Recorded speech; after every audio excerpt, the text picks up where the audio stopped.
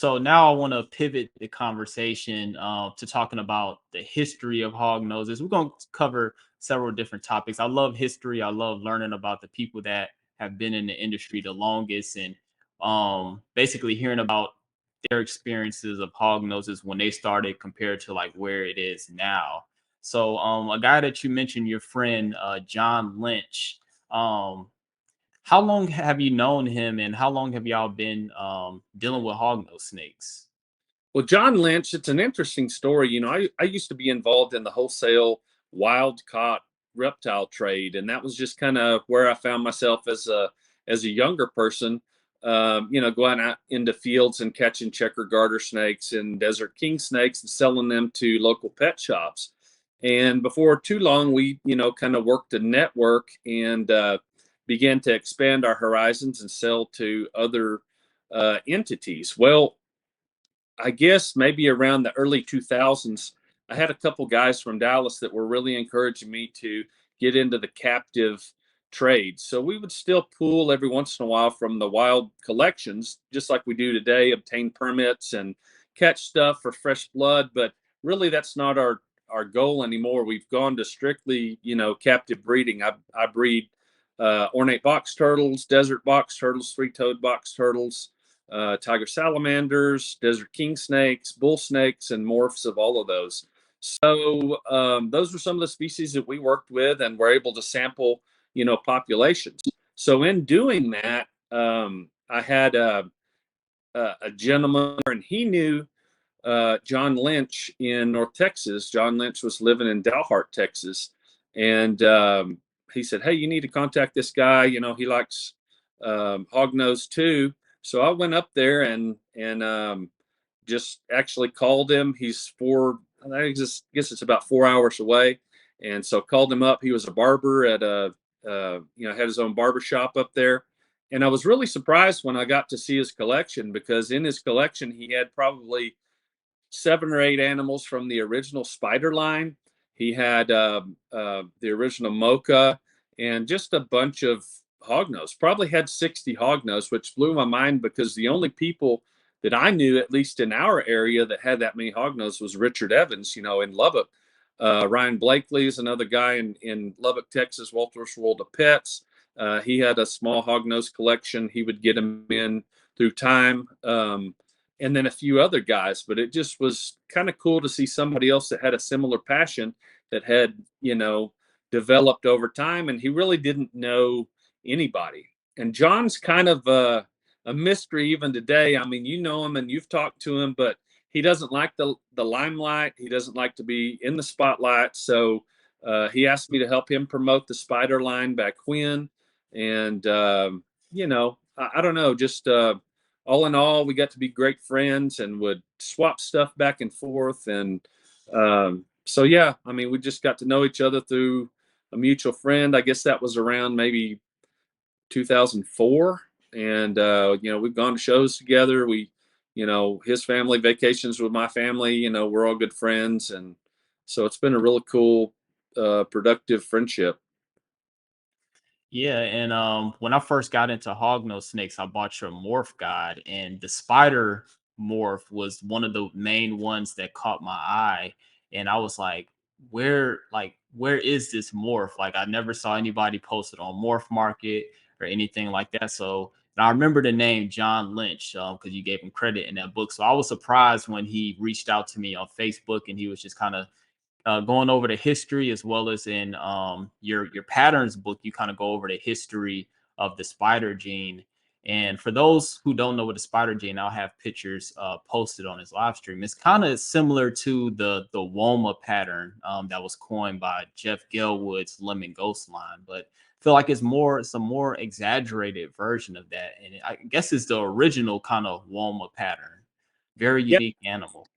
Yeah. I think, going back to John Lynch, he travels a lot, and he just picked up on your broadcast, and he listens to you while he's traveling. So he'll turn on the YouTube thing and just listen while he's going. He just loves. It's almost like picking up a podcast.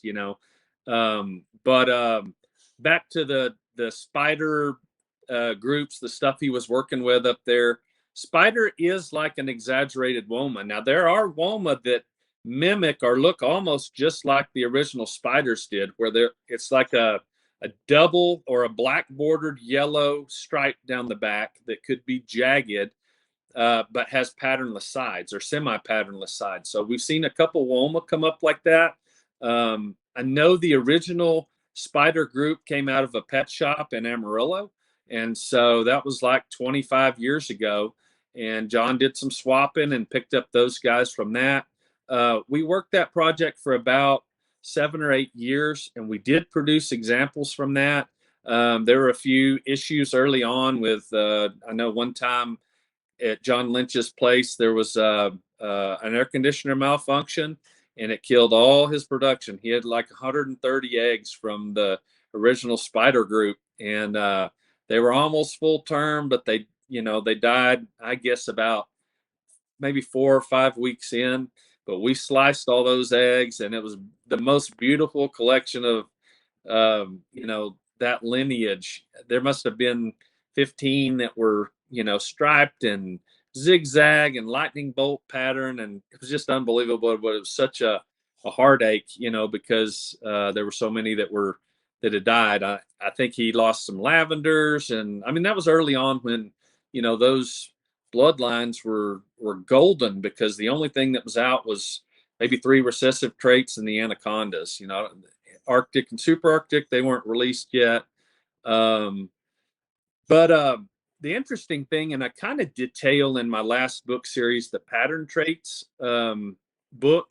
If you've got one or anybody's got one, I display the spider, the Woma lemon ghost, and the granite jungle, because they all have a real similar look.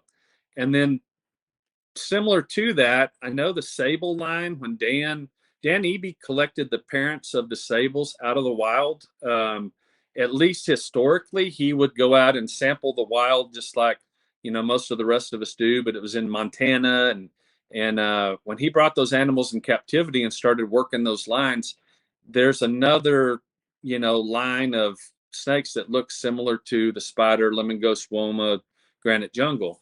And then Court Gaverth had his that he was working for a while. And so there were several lines that I think all have a similar inheritance. So I know for a fact that granite jungle was found right outside of Lubbock, Texas, like 40 miles out. I know the spider line was found 2 hours north of that, near Amarillo, Texas. And we've searched in that area and never come up with anything too much. John Lynch had a couple animals come in years and years later that were similar looking enough to the original spiders, but they weren't, they just, I don't know if they weren't compatible or just didn't have the same production out of them. We don't know where the lemon ghost Woma came from. I mean, if you've got two populations, here in North Texas that kind of popped up individually, those traits could pop up anywhere over the range. So there's really no telling. I know Jeff told me that he'd been working that bloodline for about 20 years now. And then we've seen a few more through the years that have popped up. There was a beautiful red one that came out of Central Texas, and not much was ever done with that. But, there's just populations that produce that particular trait. So something very cool for sure. Yeah, and John, he was showing me a picture of this special hognose that came from the original spider male, and he coined the yellow glow. Do you remember that morph? That Yeah, and it's kind of interesting, the yellow glow hatched the same year that the heat issue happened. So, but it survived to adulthood. It was bright yellow with dark, almost black saddles. So that was what was something that was very unusual about it. But it's curious that the granite jungle line has, I've seen really bright yellow animals, and then we've got the lemon ghost Woma, and we've seen the lemons that are really beautiful in that. And I know Jeff has used several different bloodlines to make the lemons what they are. but I still think that each one of those lines has a distinct yellow. I would have to ask Dan Eby about it, but I know that he had some sables for a while that were really bright and colorful, like pastels. He was calling vivid sables originally. This has probably been, I don't know, maybe around 2010, 11, 12, before he knew sable was a recessive trait. So I think a lot of those same lines, for whatever reason, there's always like a pastel gene that's associated with that, spider, lemon ghost, woma, granite jungle trait. But the yellow glow was the prettiest, brightest yellow that I've seen on one. I hatched out one from the granite jungle line that was as yellow but had red saddles instead of the dark, almost black. So just curious, but super cool that each one of the lines has been almost, the same, same effects or same phenotype, but just from different population pools. Okay. And what about the Mocha gene or that pattern? Was that originated in Texas as well?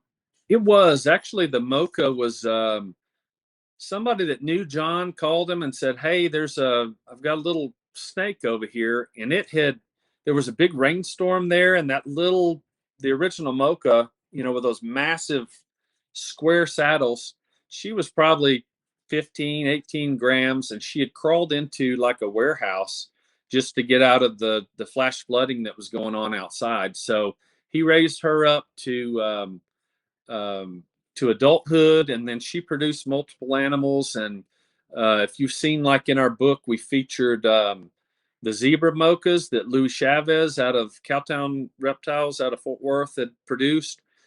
He was the first buyer for the mochas that we had. He ended up getting a pair, and that's what he produced was the zebra mocha. So that's another one too that has a similar pattern to that, tiger banding and almost spider lemon ghost woma look with the big blushed saddles down the side. Mocha has thrown some stuff like that too, so that's one I forgot about.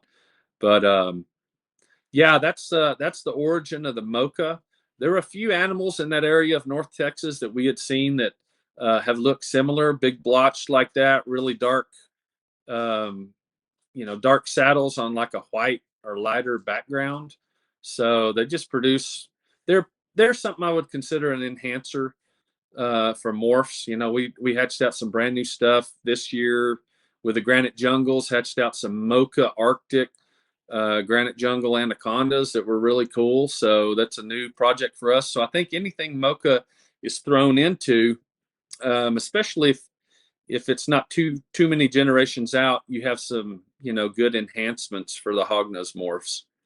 And I now Okay. have a Patreon account for those who want to support me even further.